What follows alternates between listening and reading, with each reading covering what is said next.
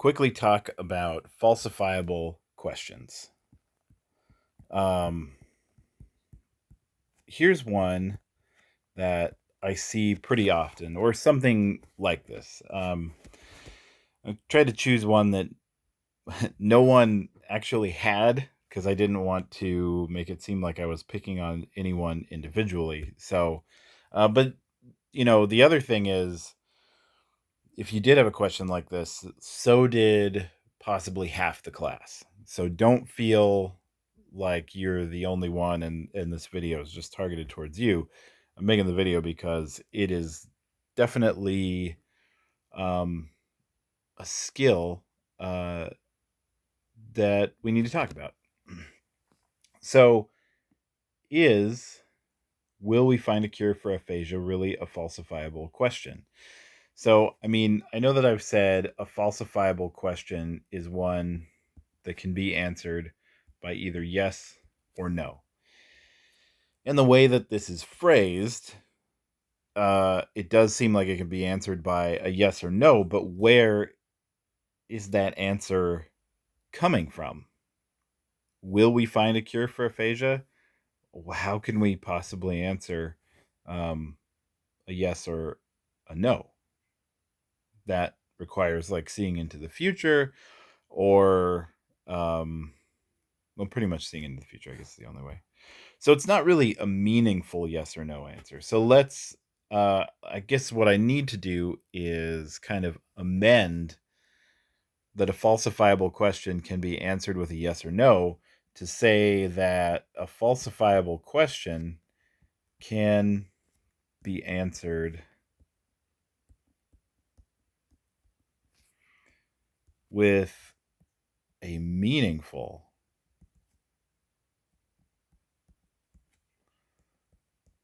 yes or no.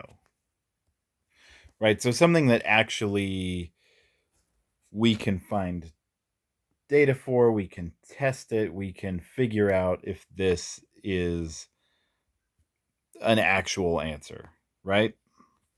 Because asking, will we find a cure for aphasia? You could say yes or no, but you would just be guessing. And then you can also phrase that. I've seen it as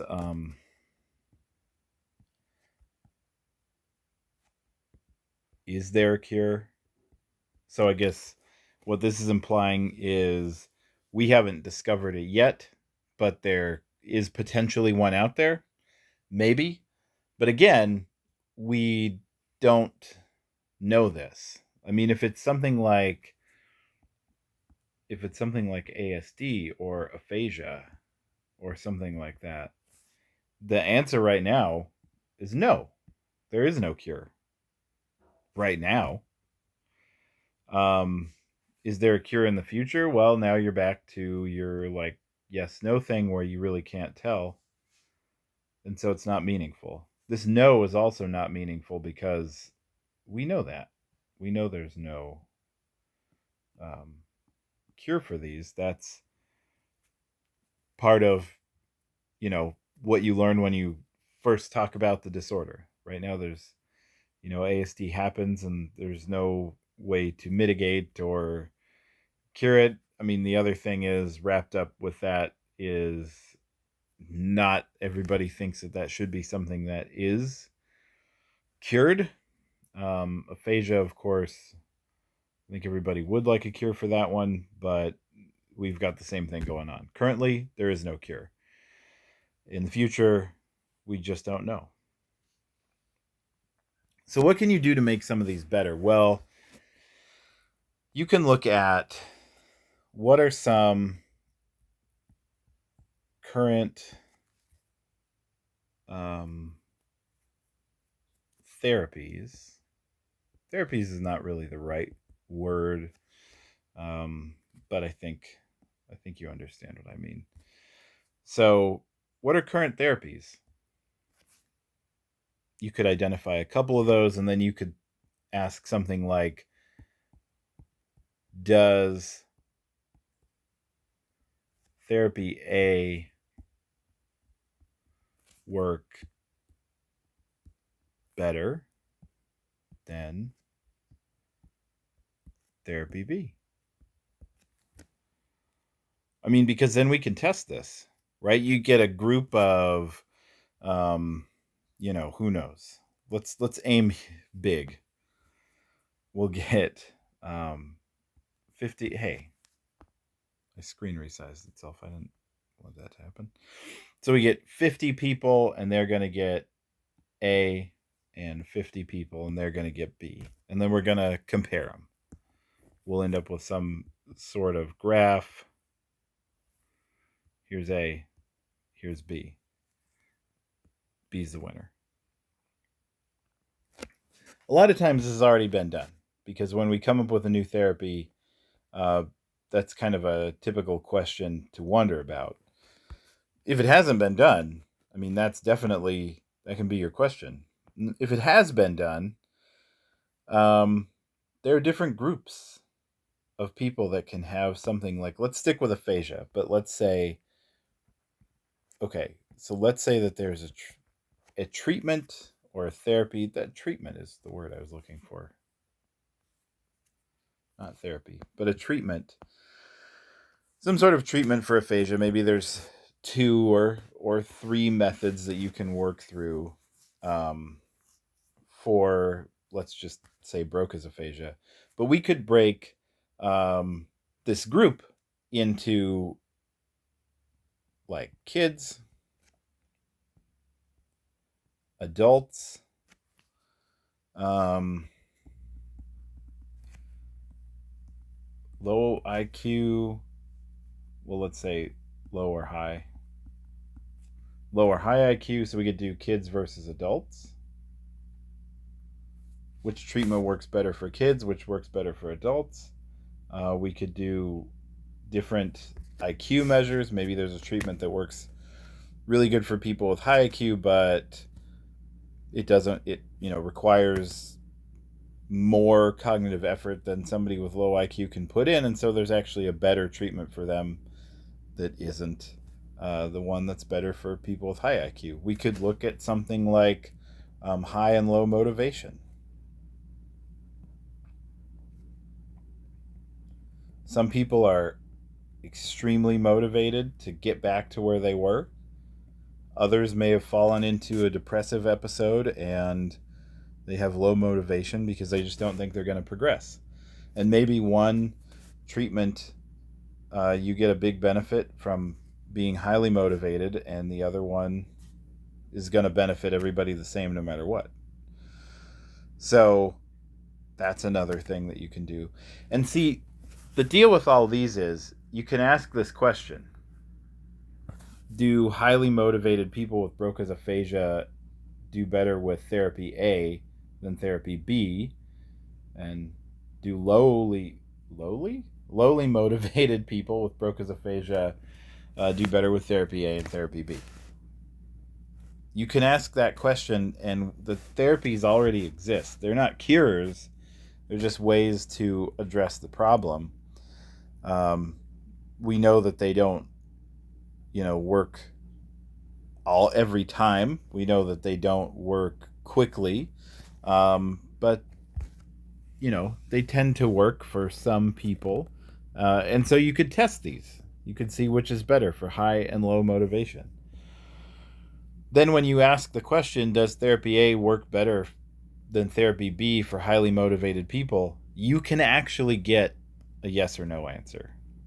You're not going to go test it right now, but if, let's say you worked with me, we could identify people with Broca's aphasia and we could test them on these 2 different therapies, break them apart by the motivation that they have, and see if one group does better. That's something we could do right now. It doesn't have to be in the future where new technology discovers a cure.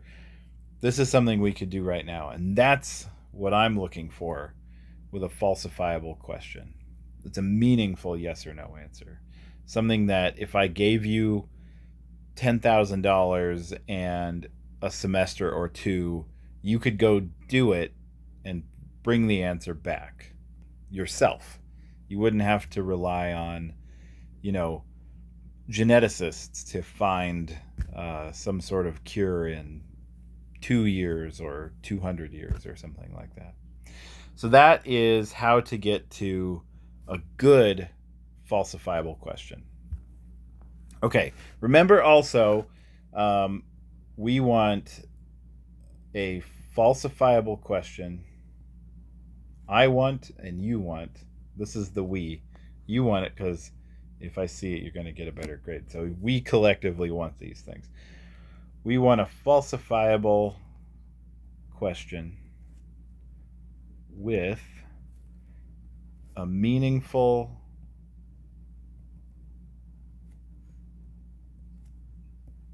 yes or no answer. You also want to think about how would you test it?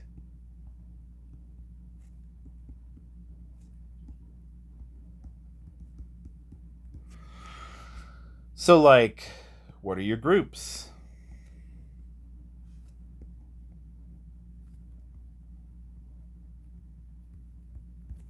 What's the procedure?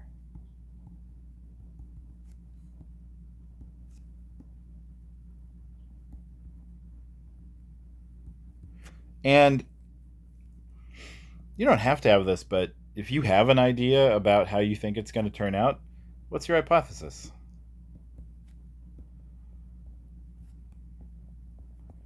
At this point, you've done quite a bit of research on this. You're going to have the original 3 articles plus the book, or my slides or guest lecturer slides. And then you're going to have the 4 additional articles. So that's 7 articles plus class documents. So that's a decent amount of research that you're doing into this. So you probably have a pretty good grasp of what you're looking into. So what is your hypothesis? What do you think? You should feel like you can weigh in on this. Okay. Well, there's how to do a good falsifiable question. You want a meaningful yes or no answer.